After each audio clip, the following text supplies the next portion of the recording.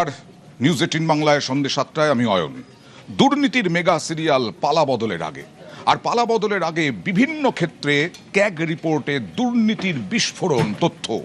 যেমন করোনার সময়, করোনা কালে মোদির পাঠানো, প্রধানমন্ত্রীর পাঠানো যে সমস্ত চিকিৎসার সরঞ্জাম, অক্সিজেন, যখন আপনারা হন্যে হয়ে খুঁজছেন অক্সিজেন, ভেন্টিলেটর, সেই সময়ে কোটি কোটি টাকার সরঞ্জাম পড়ে থেকে নষ্ট।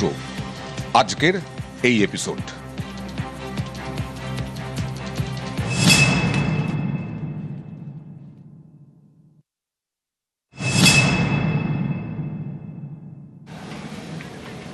মনে আছে সেই দিনগুলোর কথা?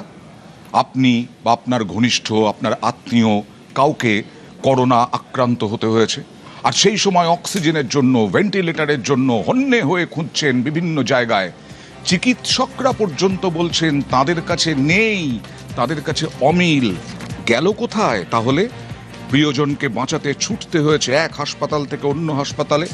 পর্যাপ্ত ভেন্টিলেটর বা সরঞ্জামের অভাবে চিকিৎসকরাও অসহায় ছিলেন, তাদের কাছেও পর্যাপ্ত ভেন্টিলেটর বা সরঞ্জাম ছিল না। ঠিক সেই কঠিন সময়ে যখন রাজ্যে একের পর এক মানুষের মৃত্যু হয়েছে, বিশেষ করে দ্বিতীয় করোনার ঢেউয়ে, তখন অন্যদিকে কি হচ্ছিল জানেন? হাসপাতালে এসে পৌঁছানো কোটি কোটি টাকার জীবনদায়ী যন্ত্রগুলো নাকি হাসপাতালের এক কোণে পড়েছিল।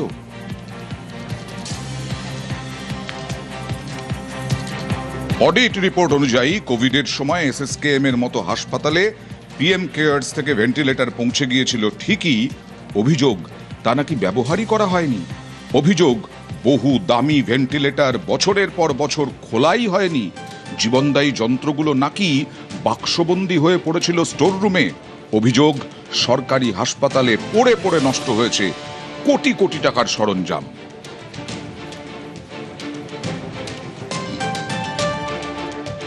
কোভিডের সময় মানুষজনের দরকার পড়ছিল হচ্ছে ভেন্টিলেটর। পিএম কেয়ারের তরফ থেকে সেই ভেন্টিলেটর পাঠানো হয়েছিল রাজ্য সরকারের কাছে, যদিও রাজ্যের সুপার স্পেশালিটি হাসপাতালেও সেই ভেন্টিলেটর পড়েছিল, ব্যবহারই করা হয়নি। রাজ্যের স্বাস্থ্য ব্যবস্থার বেহাল দশা নিয়ে গত সরকারের আমলের যে রিপোর্ট সিএজি তুলে ধরেছে, সেখানেই এই চাঞ্চল্যকর তথ্য তুলে ধরা হয়েছে। একই সঙ্গে উল্লেখ করা হয়েছে বিভিন্ন হাসপাতালগুলিতে যে ধরনের প্রয়োজনীয় ল্যাবরেটরি সরঞ্জাম থাকা দরকার, সেই ল্যাবরেটরি সরঞ্জাম পর্যন্ত রাখা হয়নি, যার জেরে সুস্থ চিকিৎসা ব্যবস্থার ক্ষেত্রে মানুষকে কার্যত অসুস্থ অবস্থার মধ্যে পড়তে হয়েছিল। পিএম কেয়ার্স থেকে ভেন্টিলেটর আমাদের কাছে খবর ছিল মেডিকেল কলেজের বেসমেন্টে 20টা ভেন্টিলেটর পিএম কেয়ার্সের এবং এসএসকেএম এর বেসমেন্টে 11টা ভেন্টিলেটর পড়ে আছে। তো এই ভেন্টিলেটরগুলো কিছুটা এখনো ইউজ হয়েছে।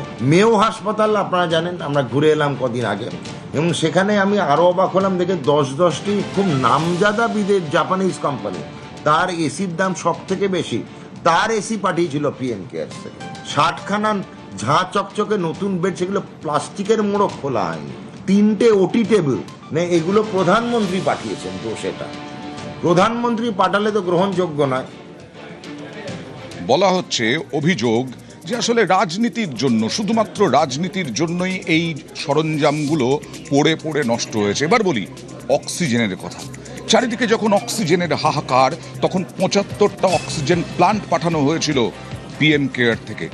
সেই অক্সিজেন প্লান্টগুলো ব্যবহার করা হয়নি।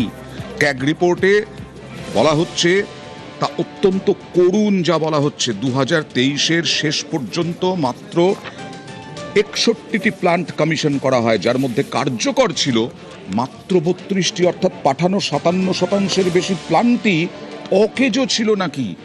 ভাবা যায়, যখন আমি আপনি একেবারে অক্সিজেনের জন্য খুঁজে বেড়াচ্ছি, হন্যে হয়ে অক্সিজেন চাইছি, তখন মৃত্যু হচ্ছে মানুষের, তখন রাজনীতি হয়েছে। এরকমটাই তো অভিযোগ।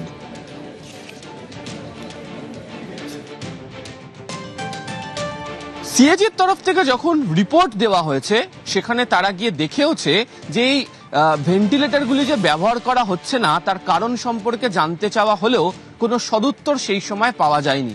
এমনকি যে অক্সিজেন কনসেন্ট্রেটর, সেটি পর্যন্ত ব্যবহার করা হয়নি, তাও পিএম কেয়ারের তরফ থেকে পাঠানো হয়েছিল, তাও অব্যবহৃত অবস্থায় পড়েছিল। ফলে দিনের পর দিন বহু সংখ্যক মানুষের করোনাকালে এই প্রয়োজনীয় সরঞ্জামগুলো নিয়ে চাহিদা ছিল, কিন্তু কেন্দ্রের তরফ থেকে পাঠানো এই সরঞ্জাম কেন ব্যবহার করা হলো না?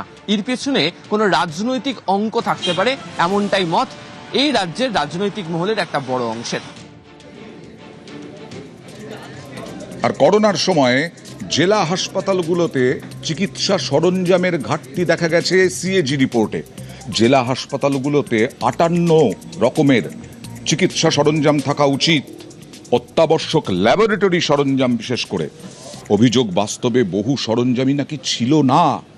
ঘাটতির পাশাপাশি বেশ কিছু যন্ত্র দীর্ঘদিন অকেজো হয়ে পড়েছিল বলে অভিযোগ।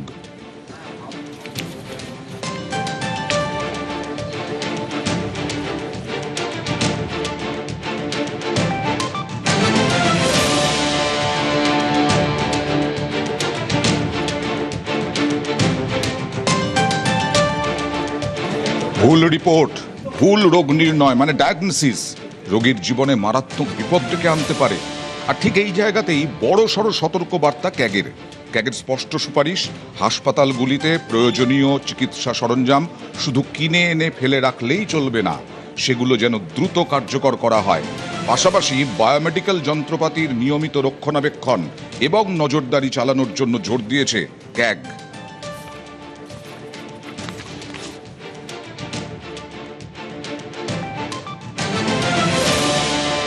বহু ক্ষেত্রে দাঁড়িয়ে রোগীর পরিবারের অভিযোগ থাকে যে সরকারি হাসপাতালে সুচিকিৎসা পরিকাঠামো নেই। এক্ষেত্রে দাঁড়িয়ে ক্যাগের রিপোর্ট স্পষ্ট করে দেওয়া হচ্ছে যে চিকিৎসা পরিকাঠামোর জন্য যে সমস্ত যন্ত্রপাতি পাঠানো হয়েছিল তারই ব্যবহার করে উঠতে পারা যায়নি। ফলে প্রশাসনিক ক্ষেত্রে আসলে যে ধরনের বৈরিতা গত সরকারের আমলে তৈরি হয়েছিল সেটাই কার্যত ক্যাগ রিপোর্টে স্পষ্টত।